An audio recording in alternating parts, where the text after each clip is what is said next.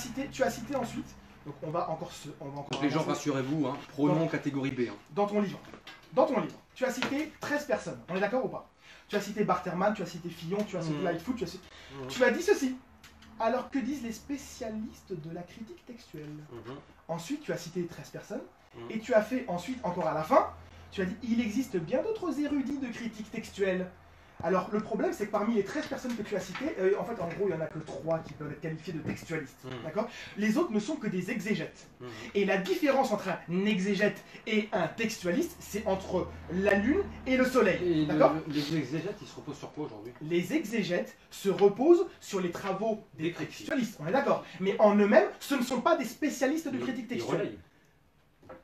Tu as dit, ok, pas de souci. Ok. C'est pas grave. Voilà. Non, ok, pas de souci. Pour moi, c'est bien. Voilà, là, c'est bien. Tu reconnais une erreur. On s'en fout. Moi, quand tu me dis j'ai une erreur, j'ai une erreur. Il n'y a pas de souci quand même. Donc, ok, après. Tu as cité ces gens-là, d'accord? Et ces gens-là, malheureusement, ce qu'ils ont fait, c'est qu'ils ont fait des erreurs partout. D'accord? Mais en gros, je les ai cités objectivement. Ça, il n'y a pas de problème. Ok. D'accord? Donc, tu nous as cité Barterman, tu nous as dit qu'en gros, c'était un spécialiste que les musulmans, ils utilisent beaucoup, etc. Ouais. Donc, tu n'as pas su trouver son avis à lui, on est d'accord sur moi, parce qu'il ne l'a pas publié sur son blog, etc. Ouais, non, ouais, Jean 14-14, j'ai pas trouvé. Je l'ai interrogé. Ouais. Je lui ai posé une question sur Jean 14-14. D'accord. Il m'a dit tout simplement qu'il n'avait pas fait l'étude. D'accord. D'accord. Ah, c'est pour ça qu'on ne trouvait pas. Ok. Il m'a dit cela. Et il m'a renvoyé vers un autre chercheur, qui est écoute bien, il m'a dit, c'est le vrai spécialiste de la critique textuelle de l'évangile de Jean, qui s'appelle, que tu connais sûrement, D.C. Parker. D'accord? Donc, D.C. Parker, je l'ai contacté, et je lui ai envoyé l'étude que j'ai faite sur Jean 14-14. C'est le spécialiste mondial de la critique textuelle de l'évangile de Jean. Et il m'a dit, je suis désolé, par rapport à l'étude que je lui ai envoyée, que j'ai faite, il m'a dit, mes travaux n'ont pas été aussi loin que ce que tu as produit. Oui, donc, vas-y. Donc, en gros, je suis en train de t'expliquer que ce que je vais t'exposer juste après, aucun de tes savants critiques textualistes au monde ne l'a fait. J'ai dû éplucher plus de 1000 manuscrits à moi tout seul, dans les manuscrits directement. C'est une étude complète que j'ai faite, je l'ai présentée à, on va dire, les plus grands spécialistes du monde. D'accord? Comme ça, au moins, je dis pas, oui, je sais pas parler, je sais pas de quoi je parle, etc., etc. Non. Avant de sortir un livre, il y a beaucoup de choses à faire. Donc, ce qu'on va faire, c'est que on va vérifier la teneur en véracité de ce que tu as dit, ce que même tes exégètes ont dit. Alors, c'est très simple. Moi, je vais te poser une simple question. Est-ce que tu as quelque chose à ajouter avant que je commence? Tu as quelque chose à ajouter sur Jean 14-14, sur son authenticité, par rapport à ce que tu as dit dans ton livre, ou par rapport à ce que tu as dit? Non, non, vas-y, expose. Super. Alors, c'est très simple. Jean 14-14, c'est très simple. Soit on invoque, on demande à Jésus lui-même, ou est-ce qu'on demande à Dieu par le nom de Jésus? Deux choses complètement différentes. Le Père. Oui. Donc, ce qui va se passer, c'est que je vais exposer, parce que lui, il a dit, en aucun cas, les musulmans ne peuvent venir avec la critique textuelle pour montrer la falsification du texte des Écritures. Très bien. Sur Jean 14-14. Sur Jean 14-14. Donc, ce qui va se passer, c'est ceci. Il y a 4 variantes qui existent. 4 variantes qui existent. Et là, je suis désolé, ça va être très complexe. Ça va être très complexe, mais il faut le faire. Parce que quand on fait une étude, voilà, on l'a fait. Bien sûr. Donc, on est en train de parler quand même de la seule variante des évangiles. La seule sur la bouche de Jésus qui pourrait peut-être être invoquée pour parler de sa divinité. Ah, c'est le seul. C'est la seule de la bouche de Jésus. Donc c'est-à-dire que j'ai le flair alors? Non. Non, bah. Écoute, parce que c'est une catastrophe. C'est le seul passage, écoutez bien, c'est le seul passage qui a une variante, qui a une valeur théologique grave derrière.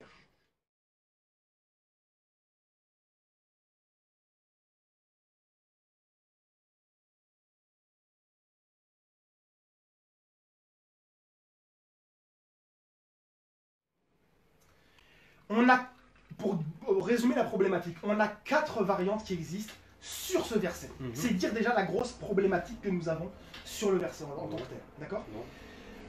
Alors, on a déjà le verset qui est omis. C'est-à-dire qu'on a des chrétiens, des églises, des groupes, des pays complets qui n'ont jamais connu le pronom qui figure à l'intérieur de Jean 14-14. Et ce qui est intéressant, c'est que c'est les plus anciens.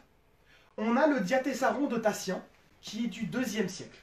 Diatessaron de Tatien, il n'a pas le verset Jean 14, 14. On a ensuite les vieilles syriaques, d'accord? On a la version curtonienne, qui est du tout début 5e siècle. On a la version, la syriaque sinaïtique, qui est du 4e siècle, d'accord? Et ces deux versions qui sont les vieilles syriaques n'ont pas le pronom et n'ont pas le verset. Donc on voit que l'église syriaque, dans ses premiers siècles, n'avait aucune connaissance de Jean chapitre 14, 14. C'est gravissime. Non.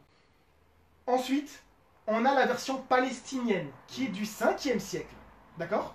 Version syriaque-palestinienne, qui est indépendante des vieilles syriaques, composée sur un texte grec. Elle n'a pas le pronom et n'a pas le verset.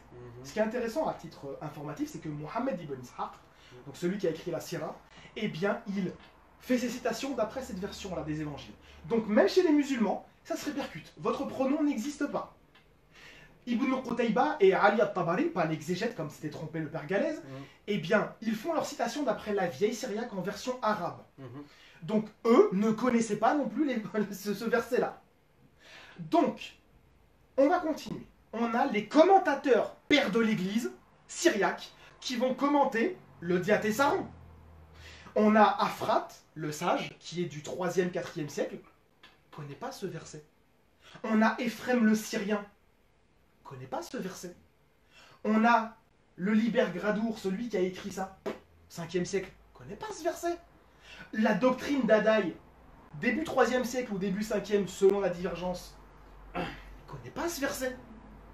On a Nonus de Panopolis, 5e siècle, ne connaît pas ce verset. On a Nonus de Nisib, 9e siècle, ne connaît pas ce verset. On a Ishodat de Merv, 9e siècle, ne connaît pas ce verset. En fait, on est dans une catastrophe énorme. On a des pères de l'Église, on a des églises, des pays complets, qui n'ont pas connaissance de ce verset. Donc oui, pour nous, je suis désolé, c'est gravissime. Ensuite, on a une trentaine de minuscules qui existent, dont la famille 1, et les 2 tiers de la famille 1, qui sont des manuscrits du 9e au 15e siècle, n'ont pas le verset.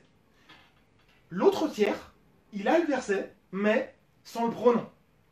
Sur cette trentaine de manuscrits, il y en a 15 que j'ai trouvé moi. Tu ne les trouveras dans aucun appareil critique. C'est pour ça que j'ai présenté une étude complète. Ah, il y a énormément de ça. Ensuite, tu as 10 lectionnaires qui n'ont pas le verset. Et on a voilà, les versions que je t'ai citées qui n'ont pas le verset. On a un manuscrit vieux latin, le codex B, qui est du 5e siècle, qui n'a pas le verset. On a le codex Fuldensis, un manuscrit vulgate, qui a été écrit par Victor de Capoue, qui lui-même reconnaît avoir découvert une harmonie des évangiles. Alors, Diatessaron ou pas, puisqu'on sait qu'il y a eu plusieurs harmonies qui ont existé, eh bien, on n'en sait rien. En tout cas, il n'a pas le verset. C'est un codex vulgate. D'accord? J'en ai trouvé un autre que je n'ai mentionné nulle part. C'est le livre de Dima, qui est un livre du 9e siècle, codex vulgate, qui n'a pas le verset non plus. Donc ça veut dire qu'on a énormément de sources qui ne connaissent pas le verset Jean 14, 14. Et parmi celles-ci, les plus anciennes. Premier point. Ensuite, on a une autre variante qui a existé. Au Père. Si vous demandez au Père, en mon nom. Donc, là, la variante, c'est la substitution. On va non pas mettre le pronom, mais on va le substituer par ton patera, au Père. Donc là, il faut savoir une chose et bien noter. L'ensemble des données que j'ai données juste avant, elles sont pour l'omission du pronom. Il n'y a pas ce verset-là. Ça n'existait pas pour. Là, on va passer à une autre catégorie. Des gens, des groupes, des versions, des pays qui là ont au Père. En fait, c'est le sous-entendu à cause de Jean chapitre 15, verset 16 et de Jean chapitre 16, verset 23 à 26 qui a, si vous demandez au Père, en mon nom. Et en fait, la seule exception, c'est Jean 14, 14. Ce qui justement interpelle. C'est vrai que c'est étrange, quand on prend toutes les occurrences de Jean, il n'y a que ce verset-là qui est un verset à variante extrême en plus. Et bien qui, a cette difficulté. Donc, on est obligé de l'analyser. Parmi les témoins textuels qui ont la variante au Père, on a, donc on va commencer par les versions. On a un seul manuscrit vieux vulgate, donc c'est pas terrible. Il est du 5e siècle, mais c'est pas énorme. On a ensuite, donc c'est le manuscrit FF2, on a ensuite la version éthiopienne. Version éthiopienne qui est basée sur un texte grec de son temps. Et qui, elle, est du 5e, 6e siècle. Et ce qui est intéressant, c'est que j'ai vérifié avec Michael Weschler, qui est celui qui a fait le plus grand texte en 2005 apparat-critique de la version éthiopienne de Jean. Donc je lui ai envoyé mon étude aussi. Eh bien, on a vérifié ensemble et il s'avère que les Garima Gospels, donc c'est les plus anciens témoins de la version éthiopienne qui sont datés au niveau du carbone 14, du 4e au 6e siècle avec en toute probabilité 5e, 6e siècle. Et les 3 Garima ont opère. La version, si vous demandez, opère. Donc ils ne connaissaient pas cette variante de demander à Jésus. Et ce qui est bien, c'est que Jacques Mercier a rendu ça public en 2013 dans la plus grande conférence sur les artefacts éthiopiens. D'accord? Et ça a été avéré, carbone 14 à plusieurs reprises. Maintenant, le Garima Gospel qui était daté auparavant du 11e siècle est revenu à une datation qui est avérée désormais. Donc parce qu'on a eu des révisions comme ça à travers les siècles, des manuscrits et de leur datation. On a ensuite on a des manuscrits latins, parce que moi j'ai épluché tout un tas de manuscrits que personne n'avait fait auparavant, c'est pas de la prétention, c'est une réalité et un fait. Donc en fait, ce qui est bien, c'est que dans les prochaines éditions critiques que vous allez avoir, bah, mon étude sera dedans. Et grâce à moi, sans vouloir me vanter, hein, bah, vous avez un apparat critique qui sera beaucoup plus conséquent. Parce qu'en fait, ils n'ont pas fait le travail, aucun savant ne l'a fait. Donc je l'ai fait à votre place. Et donc j'ai découvert plein de manuscrits vulgates qui ont la version Patrem, opère. Donc on voit que même la tradition vulgate, elle est divergente. Et on va revenir après par la suite sur la fausseté et l'erreur qui manifeste qu'ils ont fait sur la vulgate. On a des pères de l'Église, Augustin. Saint Augustin ne connaissait pas le mais. Dans une de ses œuvres, sur 3 citations qu'il fait, eh bien, il cite la variante opère. Ce qui va se passer, et là c'est très intéressant, on a Jérôme qui arrive dans l'histoire. Et Jérôme, il arrive, et qu'est-ce qu'il fait? Il va faire une révision des manuscrits latins, parce qu'ils étaient divergents au niveau des mots qui étaient utilisés. Quand il explique qu'est-ce qu'il a touché, il y a des gens qui croient qu'il a fait un truc de fou. Oh, il a falsifié. Non, non, non. Lui-même te le dit. J'ai corrigé que des petits détails. Et ce qu'il va faire, c'est que il va envoyer une copie à Saint Augustin. Et Saint Augustin, dans sa lettre 71, va le remercier pour cela. Et à partir de l'an 403, les citations que Augustin va faire sont basées sur la copie de la Vulgate qu'il a reçue. Et ça, c'est ultra important. Parce que dans les 2 autres qu'il va faire, donc dans ses lectures sur Jean, la lecture 71 et 73, il va citer Jean 14,14, non pas avec le Père, puisque pour lui c'est fini, c'était une leçon qui était pas forcément bonne. C'est la leçon vulgate que Jérôme lui a fait parvenir. Eh bien, c'est sans le pronom. Il cite 2 fois Jean 14,14 sans le pronom. Ce qui est intéressant, c'est qu'on va ensuite avoir Thomas d'Aquin qui va arriver dans l'histoire. Et il va citer dans son commentaire sur Jean, au point 1904, ou 1906, de mémoire c'est le 1906, on peut se tromper. Il va citer ce qu'a dit Saint Augustin. Et il va citer Saint Augustin en incluant le pronom. Erreur manifeste. Que tu as cité dans ta vidéo. Toi tu n'avais pas vérifié, tu as juste cité Saint Augustin. Thomas d'Aquin. Donc, ce qui se passe, bah, on va vérifier. Et il s'avère que nulle part Augustin m'a cité avec le pronom. Donc Thomas s'est trompé.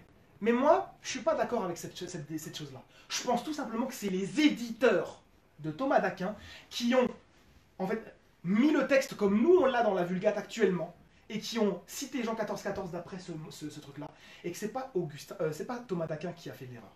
Pourquoi? Parce que dans une autre de ses œuvres, c'est Catena Aurea, donc c'est Chaîne d'or, il va citer Jean 14,14 selon Saint Augustin sans le pronom. Donc pour moi, je pense tout simplement que ce n'est pas Thomas d'Aquin qui a fait l'erreur, c'est plutôt les éditeurs. L'erreur que tu as repris, mais ça en soi, ça peut arriver de refaire des erreurs, ça on s'en fout. Donc Augustin ne connaissait pas ça. Ensuite, qu'est-ce qu'on a? On a, et rappelez-vous bien ce point-là d'Augustin, parce que quand on va revenir au problème de la Vulgate, ça va être assez violent. C'est pour ça que je l'ai signifié aux savants, ils n'ont jamais su me répondre. Jamais. On a ensuite Nicétas d'Héraclée. Qui est Nicétas d'Héraclée? Nicétas d'Héraclée, c'est le dernier grand catémiste de la période byzantine, Qu'est-ce qu'un caténiste? C'est quelqu'un qui faisait un petit peu comme nous on fait dans les exégèses. On va mettre le texte au milieu, qu'on va commenter, et on va mettre les commentaires des pères de l'Église tout autour. C'est ça un manuscrit caténa. Eh bien, lui, les versions qu'il a, c'est au pair. Et tous les manuscrits de Nicétas d'Héraclée ont la version au pair. C'est pour cela qu'on a quelques minuscules qui ont cela, que moi, certains que j'ai découverts et que personne n'a découvert auparavant, ce sont les manuscrits de Nicétas d'Héraclée, et ils ont tous au pair. Donc on voit que c'est quand même grave. On a ensuite un lectionnaire, c'est pas énorme, mais on a un lectionnaire, on a quelques minuscules qui l'ont. Donc pour l'instant, on est à 2 variantes, et il faut bien comprendre ça.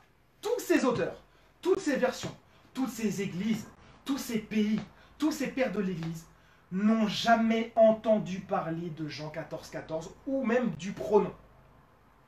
Donc c'est très important de le signaler. Et ces 2 versions, comme je l'ai signifié aux savants, sont pour l'omission du pronom. C'est évident puisqu'ils ne le connaissaient pas. On a une 3e version qui existe avec l'inclusion. Donc là, ça devient un peu plus intéressant. L'inclusion du pronom « mais ».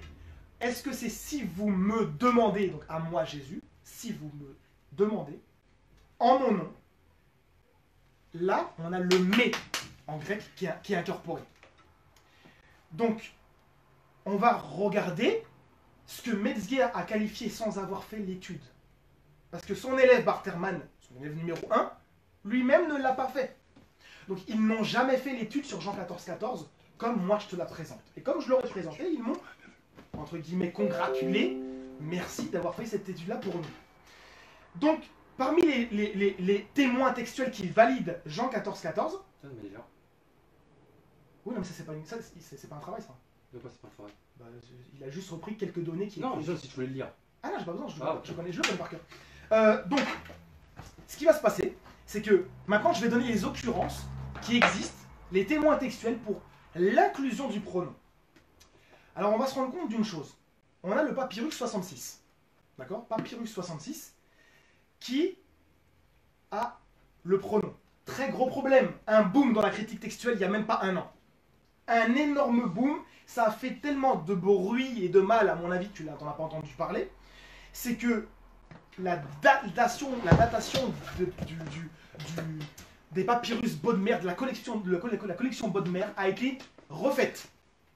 Et il s'avère que désormais...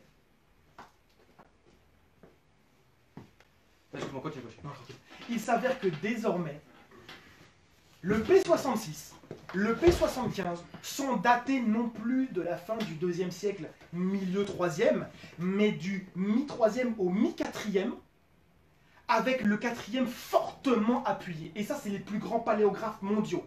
On a Pasquale Orsini, qui est l'élève du plus grand du siècle passé, en paléographie, qui s'appelle Guglielmo Cavallo. Et bien lui, ça y est, il a adopté, il a dit non, non. Après une révision de la datation traditionnelle qu'on a donnée il y a 1 siècle, quasiment, non, il s'avère que c'est faux quand on fait de plus amples recherches, de plus amples comparaisons. On a Brent Nongbri, pas besoin de le présenter, un des plus grands paléographes mondiaux, 4e siècle, milieu 4e siècle aussi, pour les 2. On a Roger Bagnall, Willy Claris, Eric Turner, on a, comment il s'appelle? J'ai plus son nom. Bref, en tout cas, il y a plein d'autorités qui ont remis en cause la datation. Et il s'avère que désormais, ça vire vers le consensus. Si bien que Dirk Jonkind, qui est actuellement celui qui a fait partie du comité de rédaction et d'édition critique du dernier Nouveau Testament qui existe, le Tyndale New Testament, un comité rempli d'experts, qu'est-ce qu'il a dit? Eh bien, il a dit que dans son introduction qui vient de sortir il y a 15 jours, il a dit que la datation du 4e siècle est fortement appuyée désormais et que voilà, c'est la datation quasiment qu'il faut choisir. Larry Hurtado va déclarer la même chose en décembre 2018, lorsque ça a éclaté. Il a regardé ce qui a été dit et il a dit quoi? Il a dit que, en l'absence d'une contre-expertise du même calibre et pas des gens aussi réputés que eux, on est obligé pour le moment d'accepter cela comme une date très sérieuse. Donc ça veut dire que les datations anciennes, comme pour les Garima Gospels, pour les trucs éthiopiens qu'on a vus, sont dépassés. Maintenant, il faut se remettre au goût du jour. Donc on a le P66 qui est désormais daté du 4e siècle, comme le P75. On a vu que le P75 ne le contient pas. Donc on peut le mettre et pour et contre. Donc on l'annule. C'est pour cela que le Greek New Testament édition 1 à 3 n'a jamais mis le P75 à l'intérieur. Pas plus que les autres. Pas plus que tous les auteurs que tu as cités dedans. Pas plus que Metzger non plus d'ailleurs dans son commentaire. Personne ne cite le P75 comme un argument. Il s'annule par lui-même. On n'a pas, c'est une lacune. Donc on ne peut pas l'utiliser. Selon les reconstitutions, les deux sont possibles. Donc on peut aussi bien l'inclure que l'exclure. Donc voilà. En gros, il s'annule par lui-même. Parce qu'il peut être et pour, donc je peux le prendre pour l'objectivité aurait voulu qu'il le mette. Ah ben non. Bah non. si. Pourquoi si. Pourquoi si. Pourquoi Bah si. Puisque non, s'il y a possibilité, donc on peut le mettre. Mais donc ils le mettent aussi dans l'autre catégorie, on est d'accord? Bah bien sûr. Ah donc voilà. Donc en Bah, fait on met un P sur mais leur objectivité n'a pas été si loin que ça. Parce qu'ils n'ont pas inclus le P75 avec un VID dans l'autre. Et ils savent très bien pourquoi. Maintenant, on continue. On continue. Ça c'était pour les papyrus, donc il n'y en a qu'un seul qui peut être invoqué. C'est quand son temps de réponse par rapport à tout ça? Ah, moi j'expose. Moi je lui ai dit, est-ce que tu as quelque chose à rajouter? J'expose. Moi j'expose. D'accord. Okay. J'expose une étude que j'ai présentée au plus grand. D'accord. Du coup, quand lui, après, par la suite, quand il va te répondre, ce sera sans interruption. On est d'accord. C'est-à-dire qu'après, on peut. Non, je lui ai demandé, je lui ai posé une question. Je lui ai dit, est-ce que tu as quelque chose à rajouter de plus qu'il y a dans ton livre ou dans la vidéo? Tu m'as dit non. Non. Donc moi, je rajoute ce que tu n'as pas dans ton livre et dans ta vidéo. Est-ce qu'aucun de tes savants n'a? Et donc, après, s'il veut discuter sur la chose, on pourra. D'accord. Donc on pourra en débattre. Mais en tant que tel, moi je ne fais qu'exposer. Lui, il a déjà exposé 1 heure de vidéo et son livre. Donc moi, je fais une contre-expertise de la chose. D'accord. Donc, ensuite, on a les codex. Donc les codex qui vont pour l'inclusion, on a le codex Sinaiticus, le codex Vaticanus, le codex Washingtonianus, le codex 060, donc 4e siècle, 4e siècle, 5, en fait. Il est daté le Washingtonianus, il est daté du 4e ou 8e siècle selon les savants, mais on va dire que la date la plus admise actuellement, c'est le 5-6e siècle pour le Washingtonianus. On a le 060 qui est du 6e siècle. On a ensuite le 0211 qui est du 7e siècle. On a le codex Corrideti, le codex Omega. On a le codex Corrideti, le codex Omega. Est-ce qu'il en reste un encore ou pas? Tac. De mémoire comme ça, il me semble que c'est tout, mais de toute façon on peut, au pire des cas, y revenir. Donc, on a 12 codex qui l'ont. D'accord, 12 codex. On a ensuite 100 minuscules qui ont la chose. Donc on a la famille 13, d'accord, qui elle, sur 8 manuscrits, il y en a un seul qui ne l'a pas, le pronom, mais en règle générale, la famille 13 l'a. C'est des manuscrits du 10e ou 15e siècle. D'accord. On a une centaine de minuscules. Les 2 tiers, c'est moi qui les ai trouvés. Tu ne les trouveras dans aucun apparatus critique. D'accord. On a ensuite une trentaine de lectionnaires. Ce qui est intéressant dans les lectionnaires, c'est qu'on a en fait le cycle liturgique. En tant que catholique, vous allez comprendre ce que je parle. On a ce qu'on appelle le cycle liturgique du Ménologion et du Synaxarion. Le Ménologion, c'est le cycle fixe.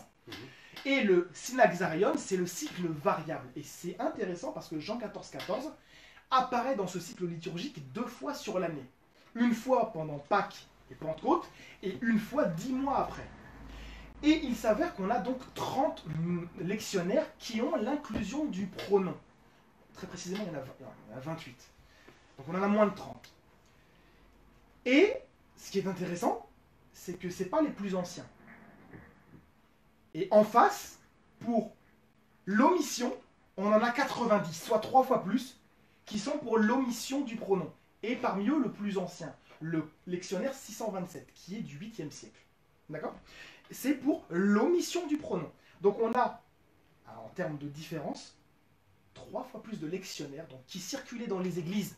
C'est-à-dire que dans les églises, la plupart n'avaient pas ton pronom. On a, parmi les versions qui attestent ce pronom-là, on a la Vulgate, comme disent les textes critiques. Fausseté manifeste. Alors là, c'est une erreur flagrante. Premier point, c'est que d'une part, déjà, vous avez jamais ouvert les manuscrits de la Vulgate. Vous en avez épluché une dizaine et ils ont statué. C'est tout. Moi, ce que j'ai fait, ben, j'en ai épluché des centaines. Comme ça, je ne me prends pas la tête. De tous les siècles. Donc, il s'avère que, en fait, comme pour le texte byzantin, sur cette question du pronom, la tradition vulgate est aussi partagée. Entièrement. C'est-à-dire qu'il y a limite 50-50. Et j'ai même envie de dire plus pour l'omission, parce qu'en plus, on a des manuscrits qui ont au pair. Donc, même la majorité des manuscrits vulgates vont vers l'omission. Donc, lorsqu'ils nous disent, eux, que la vulgate là, faux. En plus de ça, bah, on va faire une petite démarche un peu scripturaire. Personne n'a jamais su me répondre sur ces choses-là. On va regarder les codex. On va regarder. 5e siècle, parce que la vulgate, pour les évangiles, elle a été révisée à partir de 383. On va dire à peu près en 385, 80, maximum 90, il avait fini. On s'aperçoit, comme j'ai dit tout à l'heure, que du temps même de Jérôme, dans sa discussion qu'il a avec quelqu'un, Augustin révise d'après la copie qui lui est parvenue. Il omet le pronom.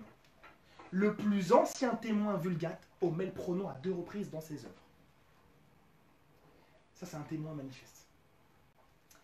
On a ensuite les plus anciens manuscrits. Alors, le plus ancien, c'est le Codex Sangalensis, 1395. Il est du 5e siècle. Donc, on est juste après le siècle d'où la vulgate est née. Le passage dans Jean n'est pas couvert, donc on ne peut pas affirmer quelque chose. On a le manuscrit vulgate N, qui lui est aussi du 5e siècle, et il s'avère que je l'ai cherché partout. Il est nulle part disponible. Donc ce que j'ai fait, c'est gloire à Dieu, il est en France. J'ai démarché la librairie qui le contient, c'est vers Lyon, et ils me l'ont envoyé. Et j'ai pu vérifier par moi-même que le passage n'est pas couvert. Donc, on ne peut pas affirmer quelque chose sur ce codex. Ensuite, c'est là que c'est intéressant. À partir du 6e siècle, ça vire. 6e siècle, on a le Codex Fuldensis, qui est donc du mi-6e siècle. Il n'a pas le verset. On a le Codex Arlianus 1775, fin 6e siècle, il a le pronom. On a le Codex Buchard, Vulgate, qui est du mi-6e siècle, donc avant le Codex Arlianus, il n'a pas le pronom. Donc on se rend compte que au 6e siècle, les manuscrits vulgates vont dans tous les sens. On passe ensuite au 7e siècle. 7e siècle, on a le Codex Epternacensis. Alors lui, il est très important. Pourquoi? Parce que comme nous disent les savants, il reflète la forme vulgate la plus ancienne. Il n'a pas le pronom. Pourquoi? Parce qu'à l'intérieur, il y a un colophon.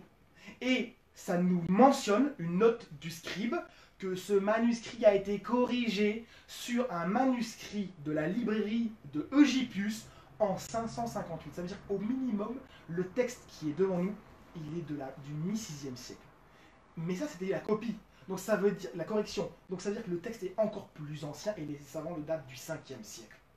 Donc là, on a un témoin des plus anciens, la forme la plus ancienne de la Vulgate, qui n'a pas non plus le pronom. Ensuite, on va passer à la fin 7e siècle, 8e siècle, 9e siècle. On va se rendre compte, eh bien, que les manuscrits divergent, alors là encore plus amplement. Là, on a par exemple, on a le Codex de Cuthbert, Évangile de Cuthbert, il a le pronom.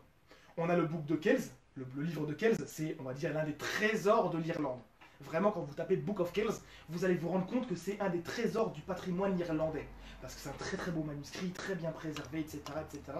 Les enluminures et tout sont magnifiques. Et bien on va se rendre compte qu'il est du 9e siècle et il a le pronom. En face, bah, on va se rendre compte qu'en France, en Gaule, l'évangile de Marmoutier n'a pas le pronom. On va se rendre compte que l'évangile de Rushworth n'a pas le pronom. L'évangile de Cadmoug n'a pas le pronom. L'évangile de Bodmig n'a pas le pronom.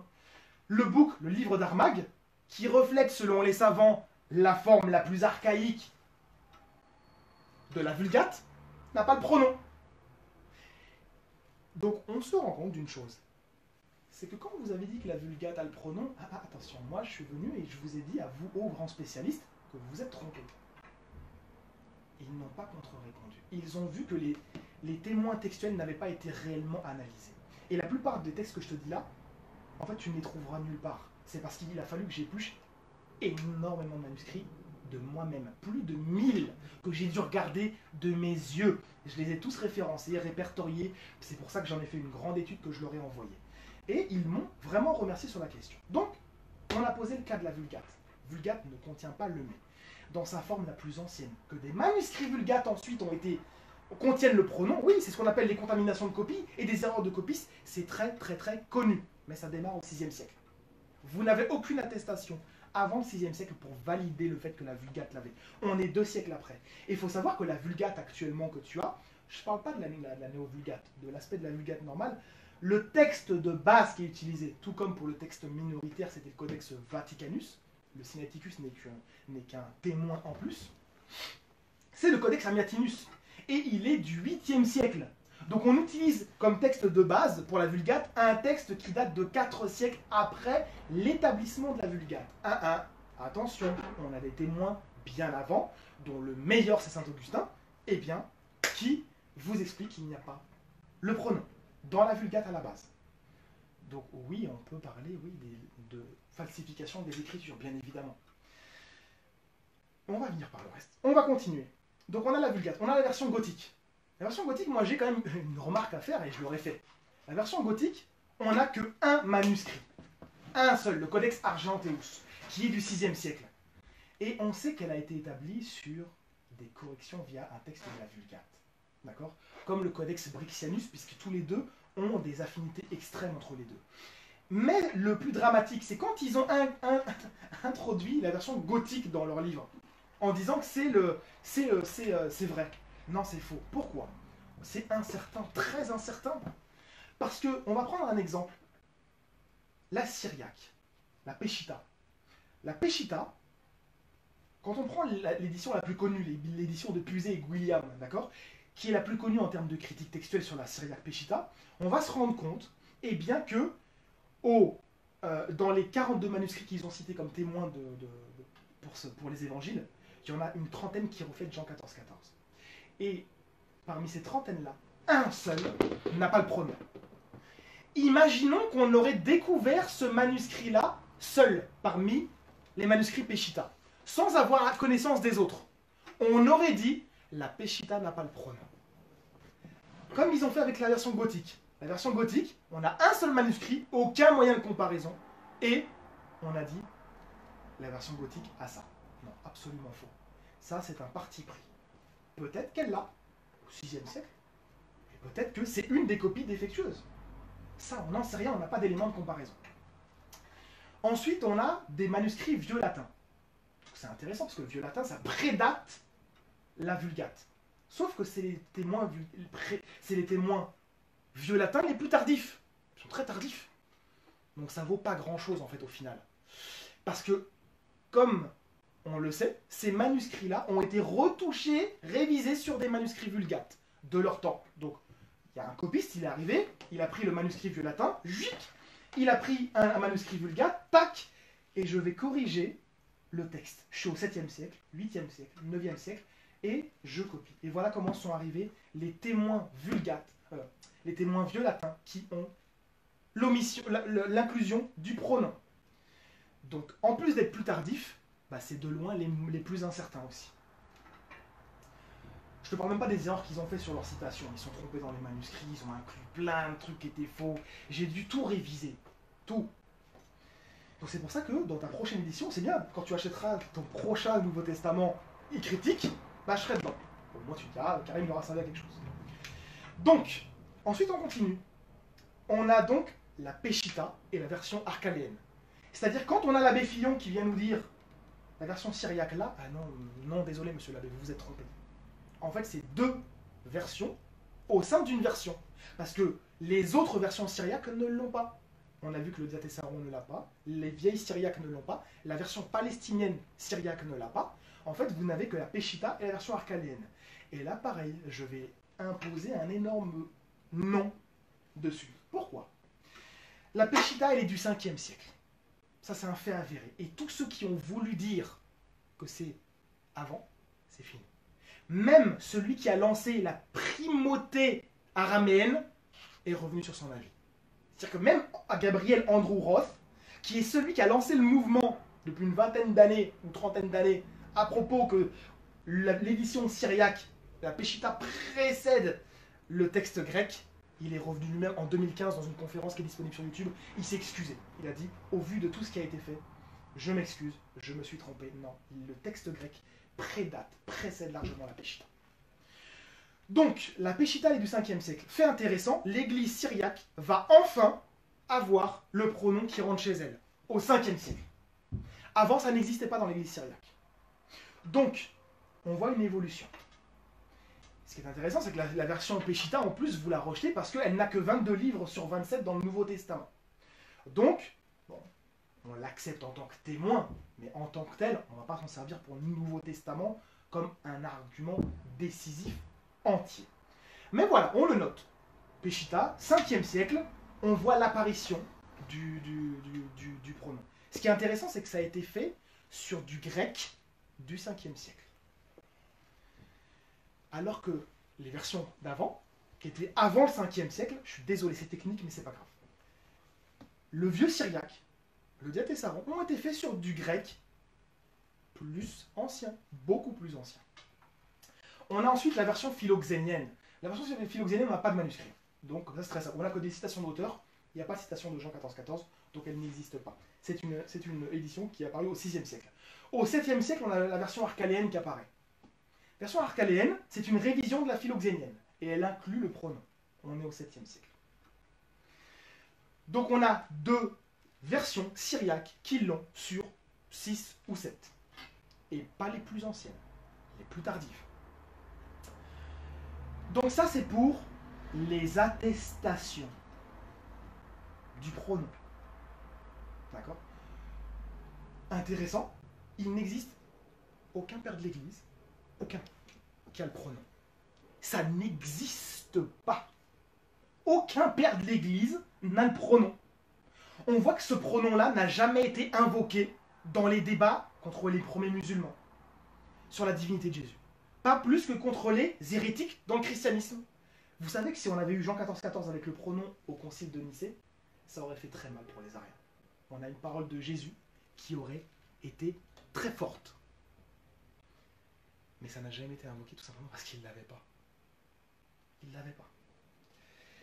Les pères de l'Église de ce temps-là, du 4e siècle, n'ont jamais connu ce pronom. Jamais. Pas plus que Augustin, pas plus que Jérôme, pas plus que Origène au 3e siècle, qui reflète le texte proto-alexandrin, et il cite dans son chapitre 10 sur la prière, écoute bien le commentaire qu'il fait. Origène, au 3e siècle, te dit, le Christ n'a pas dit, il faut lui demander à lui. Ben donc Origène, tu connais pas la version avec le pronom. Origène qui a quand même... Il est d'Alexandrie. Il a voyagé ensuite, il a émigré, il est parti à Césarée de Palestine, où il a fondé une énorme bibliothèque que Pamphile ensuite va reprendre, que lui-même va reprendre les manuscrits d'Origène, ses commentaires, etc. Et il n'a pas non plus connaissance de ce pronom. Pas plus que Eusèbe qui va suivre derrière et va reprendre cette librairie. On voit que Ambroise, l'un des tops du top chez les catholiques, dans la version latine, dans la patristique latine, Ambroise, Augustin, Jérôme sont, on va dire, les plus grands. Ambroise va faire la même citation que Origène. Le Christ n'a pas dit qu'il faut lui demander à lui. Ambroise, qui est en Italie du Nord, ne connaît pas le pronom. Ce qui est intéressant, c'est que on en a plein comme ça. On a Victorinus de Rome. Il est cité même dans ton commentaire. Connaît pas, il n'a pas le pronom. On a Euthymius Gabénus, 12e siècle, il l'a pas. On a Théophylacte d'Oride, qui est le grand archevêque de Bulgarie, 11e siècle, 12e siècle. C'est un caténiste. Il rapporte les commentaires des pères de l'Église. Thomas d'Aquin va le citer dans ses Catena Aurea. Tout comme Nicétas d'Héraclée, il l'a cité. Ils ne connaissent pas le pronom. Il cite Chrysostome. Chrysostome, lui non plus, il n'a pas le pronom. Il cite... Sur Jean 14,13, il parle, Chrysostome, il ne connaît pas Jean 14,14 au niveau du pronom. Donc aucun père de l'Église, sur les plus d'1 million de citations du Nouveau Testament des pères de l'Église, jamais aucun n'a eu Jean 14,14 avec le pronom. Soit ils n'ont pas le verset, soit ils ont la version au pair, soit ils sont pour l'omission. Gravissime. Ensuite, on va passer aux témoins qui n'ont pas ce pronom-là. Donc, l'avantage, c'est que c'est la majorité des témoins textuels. C'est-à-dire que venir dire, oui, certains textes, comme toi tu l'as mis, n'ont pas ce pronom, non, c'est la majorité des témoins en fait. La majorité des manuscrits, la majorité des pays, la majorité des églises, la majorité des versions, la majorité des codex, la majorité des minuscules, la majorité des lectionnaires ont tous l'omission du pronom. Ce qui est gravissime. Donc on va commencer par brosser le tableau de ceux qui sont pour l'omission du pronom. Donc, je ne vais pas, moi par honnêteté, inclure le P75. Parce qu'il peut être pour l'un ou pour l'autre. Je l'annule, tout simplement. On ne sait pas le reconstruire de manière décisive. Les deux reconstructions ont été établies. Le pronom peut être inclus comme il peut être omis. Donc, on l'enlève. Je ne vais pas le mettre dans ma liste. On a le Codex Alexandrinus, fin 4e siècle, début 5e siècle. On a le Codex Beuzé. L'avantage du Codex Beuzé, c'est que c'est un manuscrit diglotte. Ça veut dire quoi? Ça veut dire qu'il est latin et grec. Et les deux textes sont des textes différents à la base. Ils ont été copiés de deux textes différents. Voir Christian Bernard Ancou, par exemple, qui a montré 800 ou 900 disharmonies entre les deux. Donc, ce témoin-là, latin et grec, du tout début du 5e siècle, voire du fin 4e siècle, selon la divergence, pour les deux, eh bien, n'a pas le pronom. On a les codex Psi, Pi, on a le codex on a les codex KLM, d'accord, qui sont du 9e siècle. On a le codex T qui est du 5e siècle. On a le codex Q qui est du 5e siècle. On a tout un tas de codex qui sont majoritaires et qui sont en plus parmi les plus anciens. Quand on reprend, on a beaucoup plus de témoins qui sont les plus anciens que pour l'omission. Que pour l'inclusion, excusez-moi. Donc, il faut se rappeler de cette chose-là. Parmi les codex, c'est très simple. On a Sinaiticus Vaticanus, Washingtonianus, qui ne l'ont pas. On a le codex 060 qui l'ont, 060 qui l'a, 0211 qui l'a, EHUS qui l'ont, le codex 0211 qui l'a, le codex Delta et le codex Delta et le codex Lambda qui l'a. C'est tout. Et en face, on a tout un tas de manuscrits codex qui sont pareils, des codex de la même période et qui n'ont pas ce pronom-là. On a ensuite, alors là c'est une catastrophe, la majorité écrabouillante, d'accord, écrasante, des minuscules. Et les plus anciens, ça c'est bien. Donc, j'en ai découvert plus de 200 à moi tout seul, que j'ai inclus dans mon étude. Comme ça, au moins ça pourra servir. On a la famille 35. La famille 35, eh bien c'est plus de 200 minuscules qui sont datés du 11e jusqu'au 17e siècle et qui sont en défaveur complète du pronom. On a donc une partie, comme j'ai dit tout à l'heure, de la famille 1 tiers, qui ne l'a pas. On a plus de 200 minuscules en plus de tout cela qui n'ont pas le pronom. Donc tout l'empire byzantin, etc. était ravagé par des copies des églises qui n'avaient pas le pronom. C'est grave.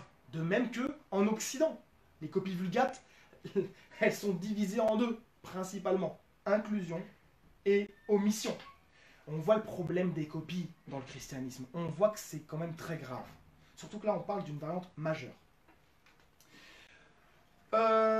Ensuite, on a donc ces histoires de codex. On a les minuscules, comme je viens de te le dire, la grande, l'écrasante majorité, on est à 4 contre 1, excuse-moi, qui ne l'ont pas. Ensuite, on a les lectionnaires. Tout à l'heure, je l'avais donné. J'ai dit 90 lectionnaires du 8e siècle au 11e siècle n'ont pas l'attestation face à 28 qui sont en face.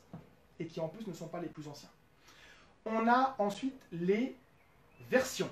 Alors, pour les versions, c'est pareil. Donc on a les manuscrits grecs qu'on a vu. Bon. Pour les versions, pareil. La Vulgate, une partie conséquente de la Vulgate n'a pas le pronom.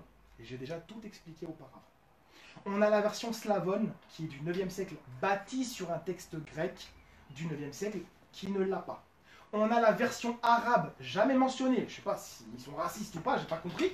Mais la version arabe n'est jamais citée dans les textes. Et je leur ai dit, mais pourquoi est-ce que vous êtes comme ça avec la version arabe? Je leur ai dit, pourtant, elle prédate la version slavonne. Elle est, selon la divergence, soit pré-islamique, soit post-islamique. On a plusieurs avis. On a l'avis de Graf, Vobus, on a Blo, on a Graf, Vobus, Blo et Griffith qui sont pour dire que c'est post-islamique. On a en face Shero, Shahid, on a Baumstark, on a Peters qui sont donc les spécialistes des manuscrits arabes et de la version arabe qui sont pour une période pré-islamique. Ça veut dire qu'on peut avoir la version arabe dans sa plus ancienne strate qui n'a pas le pronom, qui peut être anté-islamique. Au pire des cas, elle remonte au 8e siècle. Donc ça veut dire qu'on a une version qui n'est pas citée, tout simplement parce qu'en fait, ils ne sont pas pris à traiter avec la version arabe. Ils n'en ont pas besoin, en gros, ils ne sont pas mis à l'arabe. Tout simplement, il faut le dire, ils ne sont pas mis à la langue arabe, et ce qui a fait cette chose-là. Moi, j'ai remarqué que les plus anciens manuscrits ne l'ont pas. Et pourtant, la version arabe, ce qui est intéressant, c'est qu'elle est divisée en familles textuelles. Et la famille la plus ancienne, basée sur du grec sans influence syriaque, n'a pas le pronom. Et c'est les plus anciens, comme le manuscrit 72, le manuscrit 74, le manuscrit 75, etc. Elles n'ont pas ton pronom. Donc c'est grave, c'est très grave. Lorsque les musulmans débattaient avec les chrétiens, il n'y avait pas de pronom. Ils ne l'avaient pas chez les Arabes, au Yémen et autres. Ensuite, on a les manuscrits vieux latins. Alors j'ai donné ceux qui sont pour l'inclusion. Pour l'omission, ce qui est intéressant, c'est que c'est les plus anciens. Par exemple, le Codex A, le Codex Vercellensis, qui a été écrit avant 370 par Eusèbe de Vercelli. Pas de pronom. Le Codex Palatinus, 5e siècle, n'a pas le pronom. Et on a tout un tas de manuscrits qui sont les plus anciens, vieux latins, qui n'attestent pas cette chose-là. Et la vieille latine a été faite sur un grec très ancien. Bien avant celle que les manuscrits qui sont arrivés au 4e siècle, Sinaiticus et Vaticanus vont refléter, bien avant ceux que la Vulgate va utiliser, même si la Vulgate, de toute façon, je pense avoir réglé le compte sur la Vulgate, puisque personne ne sait y répondre. Donc concrètement, la vieille latine, les plus anciens témoins, non révisés sur la Vulgate, eh bien, attestent cette chose-là. Ce qui est intéressant, c'est que Eusèbe de Vercelli, Liberius, il lui a écrit une lettre. Il lui a écrit une lettre, il lui a fait la congratulation de Fortunatianus. Fortunatianus, c'est bien parce qu'en fait, c'était un évêque d'Aquilée qui a participé et qui est un signataire du concile de Sardes en 342-343. On n'est même pas 20 ans après le concile de Nicée. Fortunatianus ne connaît pas ce pronom. Pas plus que Ambroise qui vivait à ce moment-là, pas plus que Liberius, pas plus que Eusèbe de Vercelli qui écrit son codex sans le pronom. En gros, en Occident, il n'y avait pas le pronom avant qu'il apparaisse. On va se rendre compte que Patrick, ça y est, c'est un Patrick, l'évangélisateur, celui qui a ouvert l'Irlande, on ouvre l'Irlande avec le christianisme. Il a oublié le pronom en route, parce que quand il l'a évangélisé, il n'avait pas le pronom. 5e siècle, Patrick. On voit qu'ensuite, on a le Codex Userianus, le VL14, qui arrive, 6e, 7e siècle, et qui reflète, c'est le plus ancien évangéliaire irlandais qu'on a, il n'a pas le pronom, et il reflète la plus ancienne strate de l'évangélisation de Patrick. Pas de pronom non plus. On se rend compte, quand on voit tout ça, que ça pose d'énormes problèmes. Pourquoi? Parce que je vais faire en fait un récap rapide de tout ça. En gros, je les ai notés pour être plus clair, ça va être plus rapide. La majorité des versions, et les plus anciennes, sont pour l'omission du pronom. La majorité des dictionnaires, les plus anciens, sont pour l'omission du pronom. La majorité des minuscules, les plus anciens, sont pour le pronom. La majorité de l'ensemble des manuscrits, tout confondu, sont très largement pour l'omission. Tous les pères de l'Église, toute ethnie, culture, langue confondue, omission du pronom. La majorité des codex, pour les pronoms. La majorité des églises dans le monde, pronoms. Les versions coptes. La version copte, toutes les versions coptes, toute l'Égypte, donc Shenout le plus grand saint de l'église copte, du 4e au 5e siècle n'avaient aucun pronom. Toutes les versions coptes qui ont été écrites pourtant sur un texte grec du 2e ou du début du 3e siècle, comme la version sahidique et la proto-bohérique, eh bien on se rend compte, aucune n'a le pronom. Tout ça je l'ai exposé à chaque... En fait ce que j'ai fait, j'ai pas envoyé qu'à des textualistes, j'ai envoyé ça à des textualistes de chaque version. Les spécialistes des versions coptes, je leur ai envoyé mon étude, validation. Spécialiste de la version grecque, allez hop. Spécialiste de la version éthiopienne, merci pour la validation. Syriaque, ok, merci, etc. La version saïdique, 4e siècle. La version arménique 2, 4e siècle. La version proto-bohérique, 4e siècle, ne l'a pas. Donc la basse Égypte, la haute Égypte, toute l'Égypte, ne connaît pas. Égypte, à côté il y a l'Éthiopie. L'Éthiopie, on l'a vu, ne l'a pas. À côté, il y a la Nubie. La Nubie, on sait qu'elle ne l'a pas. En plus, les éditions, enfin, les témoins du texte nubien reflètent le texte reçu qu'on a actuellement. Le texte reçu n'a absolument pas ce texte-là. Donc, le Jean 14,14 n'a pas le pronom. Donc, on sait que la version nubienne ne l'a pas. Donc, lorsque Shenout le Grand, ce grand saint, le plus grand de tous les saints dans l'église copte, lui qui avait un monastère qui ensuite faisait des copies, les copies qu'il diffusait n'avaient pas le pronom. Donc, tout ce qui est plus ancien que le 4e siècle sont pour l'omission du pronom. C'est pour ça que c'est un défi que je vais te lancer. Trouve-moi une attestation sans ambiguïté qui valide avant le 4e siècle le pronom. Moi, j'en ai 100 000. Tous les pères de l'Église prédatant le 4e siècle. Les versions comme la vieille syriaque, Diatessaron, la version vieille latine, la version éthiopienne, qui se base sur un texte grec supra-ancien, la vieille syriaque, le Diatessaron, la Vulgate, et tout ça, ça montre qu'à partir du 4e siècle, et il y a une explication, à partir du 4e siècle, et j'ai quasiment fini, à partir du 4e siècle, c'est là qu'est apparu ce pronom. C'est tout simplement une erreur de copiste qui s'est faite. Et on comprend pourquoi elle est arrivée, cette erreur de copiste. C'est pour ça que Guillaume, membre de la team Boulette, qui a fait justement cette petite boulette, qu'est-ce qu'il a fait? Il a questionné James Snap Jr. Il a questionné James Snap Jr. avec son compte Pro Ecclesia, ne sachant pas que je suis en communication avec tous les textualistes du monde, je suis en communication avec eux. Et en fait, il lui a fait une réponse. Elle est disponible encore sur son site. Il lui a posé la question, que pensez-vous? Il a essayé d'aller chercher bonheur ailleurs. Que pensez-vous de Jean 14,14? Est-ce que le mais et le pronom, il est bon ou pas? Il m'a dit quoi? Non. Pour moi, le texte est inauthentique. Le pronom est inauthentique. Pourquoi?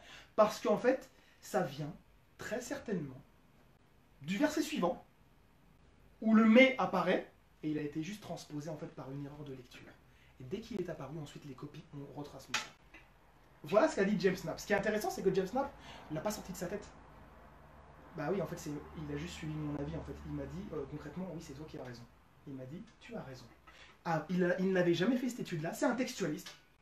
Je lui ai soumis mon étude. Il l'a regardé complètement. Et il m'a dit, tu as raison. Et depuis cette étude-là, il a changé d'avis. Omission du pronom. C'est bon, pour lui, le pronom n'est plus valide. Pourquoi? Parce que on voit que le texte grec, lorsqu'il est dans les manuscrits, il est écrit « et anti aiteceteme » et que le verset juste après commence par « ean » aussi, « agapate me ». Donc le « me » de « agapate me », il suffit que le copiste qui recopiait, en plus à l'époque c'était des majuscules, tout un texte compressé lettre après lettre, il suffit que quand il faisait ça, je jette mon nœud, il a vu la fin de agapate et aitct. Les deux finissent par T, et il a mis le mais qui était avant, il l'a transposé au-dessus, et c'est comme ça que c'est apparu. Donc c'est pour cela que, en gros, l'Égypte ne connaissait pas ton roi. C'est l'Empire chrétien. On fait un panorama de l'Empire chrétien. La Syrie ne connaissait pas ton roi. L'Égypte, c'est tardif. D'accord? Avec quelques manuscrits alexandrins comme le Sinaiticus, Vaticanus, qui sont des manuscrits dont je ferai peut-être un commentaire si on y vient qui sera assez décisif, Dieu le permettant. La Syrie ne connaissait pas ton pronom, sinon tardivement à partir du 5e siècle. L'Occident, dans son ensemble, à part de manière très tardive, ne connaissait pas ton pronom. Ça veut dire qu'en Espagne, en Italie, en Gaule, en Irlande, au Portugal ancien, chez les Alamans anciens, en Angleterre, ils n'avaient pas ce pronom. Byzance, l'Empire byzantin, partagé en deux. Majorité des manuscrits dans tout l'Empire byzantin, écrasante majorité qui va pour l'inclusion. La Perse, on sait que la vieille Perse ne l'avait pas aussi. Pourquoi? Parce que les gens comme Baba Baragaï, comme Narsai, tous ces gens-là, eh bien, ils suivaient les auteurs syriaques anciens. Et les auteurs syriaques anciens, comme Ephrem, comme Afrat, qui venait d'ailleurs de Perse, ne connaissaient pas même le verset. Les pays slaves, la Bulgarie, etc., ne connaissaient pas le pronom avec la vieille slave. Donc ça, on a dit, c'est l'Occident. L'Empire byzantin, tac. L'Irlande, l'Arabie, ne connaissait pas. L'Égypte, je l'ai dit. L'Éthiopie, ne connaissait pas. La Syrie, ne connaissait pas. La Nubie, ne connaissait pas. L'Arménie, ne connaissait pas. La Géorgie, ne connaissait pas. Ce qui est intéressant pour la Géorgie et pour l'Arménie, bah, c'est que ces deux versions n'attestent pas ce verset-là. Ils ne connaissent pas ce verset. L'Arménie et la Géorgie, dont on a des auteurs qui sont très intéressants, comme Eznek de Golb, l'un des plus intéressants auteurs arméniens, qui est du 5e siècle et qui a participé à l'édition de la révision de la version arménienne au milieu du 5e siècle. Eh bien, il ne connaissait pas ton pronom. Il ne connaissait même pas le verset. Il ne connaissait pas le verset. La version arménienne a été faite sur la version syriaque. Et la version arménienne 2, quelques décennies après, a été révisée sur du grec. Ils n'ont toujours pas le verset ni le pronom. La version géorgienne, qui est aussi du 5e siècle, ne connaissent pas non plus ce verset-là. La Géo 1 est la forme archaïque de la géorgienne 1. Version 1 est la version la plus archaïque de la version arménienne 1. La version Géo 2 est la révision sur du grec de la version géorgienne 1. Aucune n'a le pronom ou le verset. Je suis en train de vous expliquer pour conclure que lorsque tu viens et que tu dis ceci, je le répète pour qu'on le comprenne bien pourquoi je suis là. Lorsque tu dis que la critique textuelle ne va pas dans leur sens aux musulmans, que les musulmans prosélytes ne peuvent en aucun cas faire appel à la critique des sources pour parler de falsification, je suis désolé de te le dire, mais d'une part c'est faux parce que tous les auteurs que tu as cités n'ont jamais fait l'étude. Aucun. J'ai contacté Maurice Robinson, D.C. Parker, qui est censé être le plus grand, Barterman. J'ai parlé à James Tapp, j'ai parlé à... Attention, Barterman, j'ai pas dit qu'il avait commenté Jean XIV. Oui, non, parce que tu l'as cité en fait, c'est pour ça. Mais c'est pour te dire qu'en gros, chez vous, personne n'a fait l'étude de Jean XIV, il a fallu attendre Karim. Donc, ce que j'essaie de t'expliquer, c'est que dans tout ça, que ce soit la datation, que ce soit l'Église, que ce soit les conciles, que ce soit les pères de l'Église, que ce soit les versions, tout l'empire chrétien complet, dans sa plus grande majorité, n'a jamais eu connaissance du pronom. Ce qui veut dire que tu ne peux jamais de la vie invoquer ce passage comme une version la plus authentique.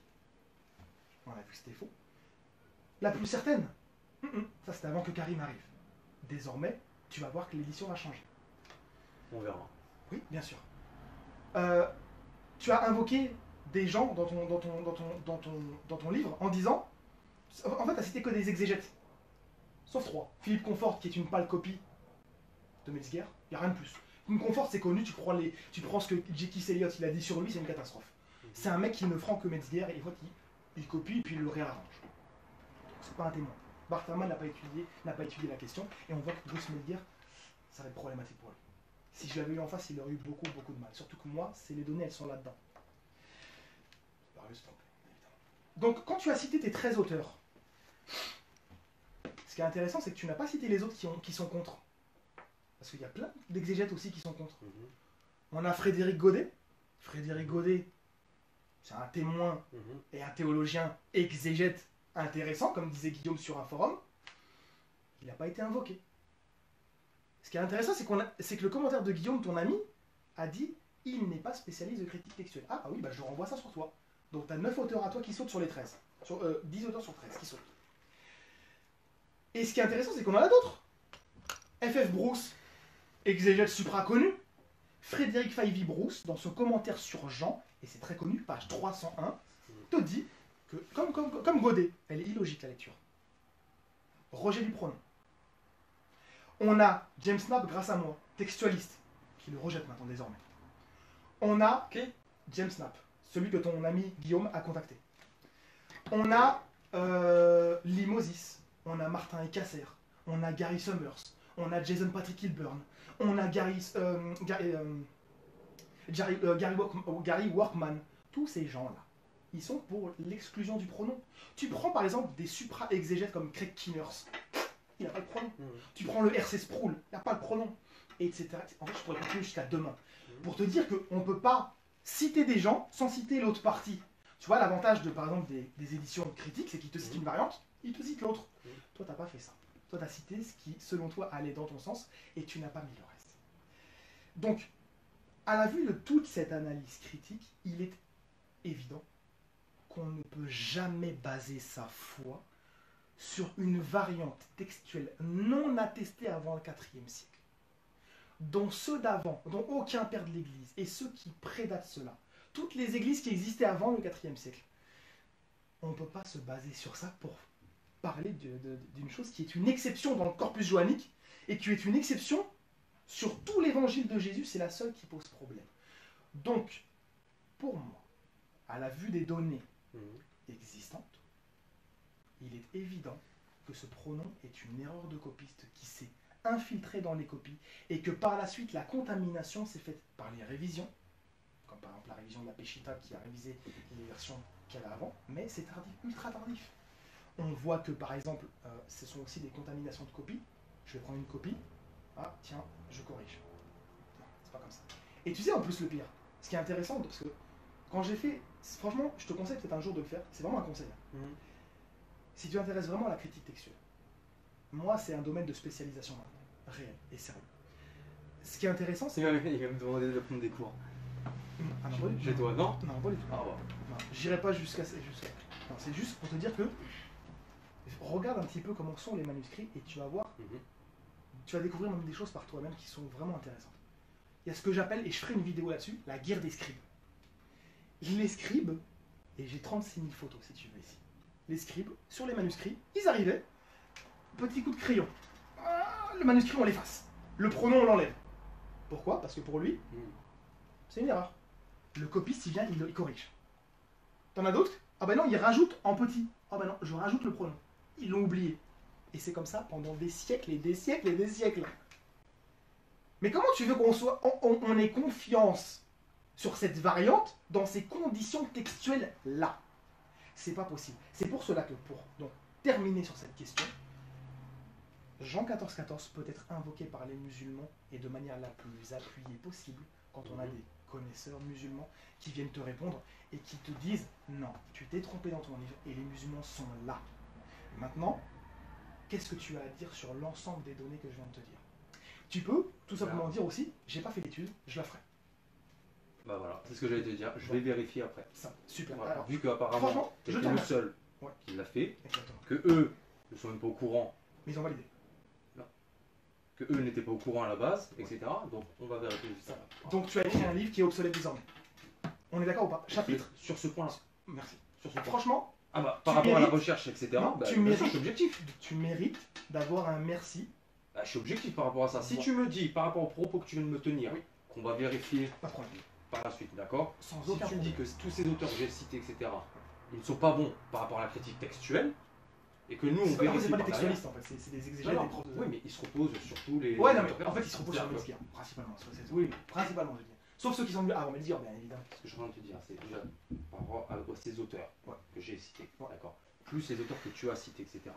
Moi je vérifie derrière, d'accord, donc le temps, pratiquement autant de temps que toi que tu as vérifié, etc. Donc je pense que ça va nous demander du temps. Bien sûr.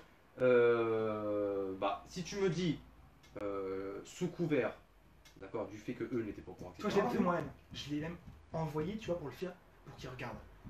Tu vois, j'ai pas fait un truc moi-même en me disant, voilà, j'arrive, c'est moi le hoche, chez moi le bonhomme, tiens, je te fais ça, et point. Non. Je me suis dit, c'est quoi, on va faire un truc sérieux, on va l'envoyer au plus grand spécialiste de la critique textuelle de Jean dans le monde.